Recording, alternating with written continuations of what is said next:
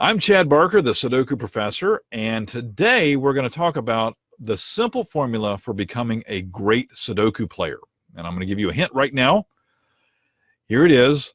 It's by asking the right questions at the right time. And I'm going to explain all of that in just a minute. But first, let me tell you that if you want to learn how to solve more Sudoku faster and with fewer mistakes, then head on over to solvemoresudoku.com. It's all one word. Type it in, solvemoresudoku.com. So today's video is a follow-up to a video I did a couple of days ago. And you may want to go back and watch that. It's the one where I was outside and I had the trampoline right over my shoulder, and I was talking about that.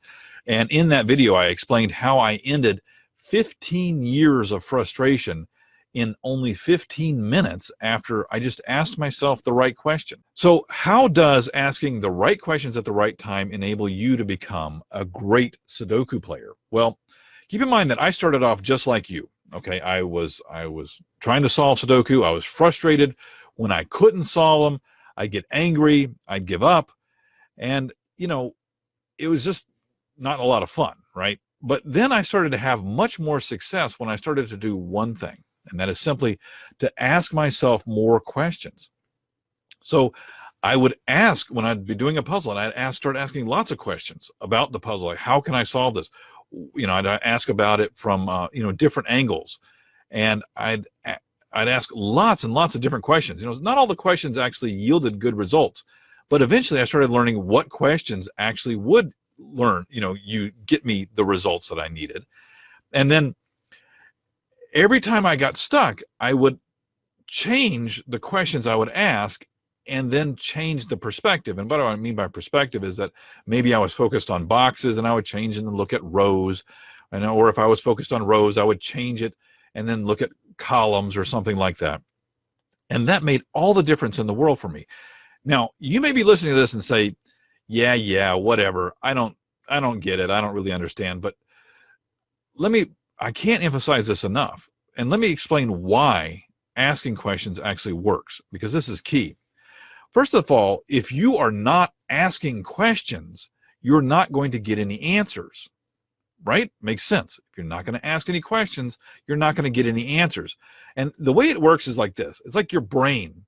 It's just sitting there, and it's just sort of, twiddling its thumbs, or I guess twiddling its lobes, waiting for you to ask a question. But we don't ask questions. A lot of times when our first reaction when we have a problem that we're stuck on is we get frustrated and we start making statements. We start saying things like, I don't know how to solve this, or I can't do this, or this is too hard. And none of these statements do anything. They're not questions, and they don't do anything to help us figure out what to do. We also tend to blame and then give up. So instead of we talk about ourselves like we can't do it, we'll also talk about how come this publisher of the puzzle is makes puzzles and they can't be solved without guessing, or I can't believe the puzzle maker got the rating wrong. I mean, this is rated as 2 stars, but it sure is acting like a 5-star puzzle to me, or something like that. But here's what happens. The moment you stop the blame and you stop the statements, especially the negative statements, and you start asking yourself questions, and you start asking yourself things like, how can I solve this? Your brain wakes up. And it's sort of like it's saying, hey, I'm glad you decided to notice me here. I've been here waiting for you to engage with me and put me to work. And so what it does is you wake up your brain. When you ask it a question, it starts to go to work right away trying to find a solution. It might find that solution right away, or it might not. It might take a while, but it's going to work on that. When you ask yourself the right question, your brain is going to sit there and work on it and churn up day and night. It will work on it. And it may, if it doesn't come up with a solution, it may come up with lots of great ideas of things that you can try, things that you could consider, that type of stuff. And it's amazing what your brain will do when you engage with it. You put it to work, you ask it questions, and then you wait for the answers. You actually listen for those answers. This particular technique of asking myself questions made all the difference in the world in my success in Sudoku and all other aspects of my life, but it really helped in Sudoku. It made the difference. It enables me to become a great Sudoku player. And I know it'll work for you as well. And if you want to start learning what those questions are, you can take a shortcut so that you don't have to actually spend the years that I spent figuring out what those questions are. You can take a shortcut and start learning those questions right away.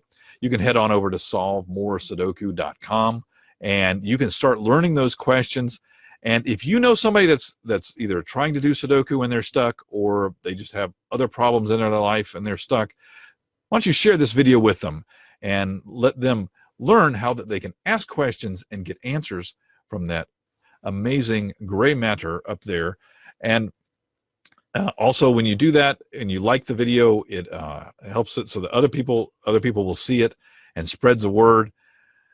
So look, share this and like the page. And if you have any questions that you can't get answers to, if your brain can't give you the answers to it, then type those questions into the comments down below and let my brain work on it, and I'll see if I can answer those for you in a future one. So thanks for joining, and I'll talk to you tomorrow.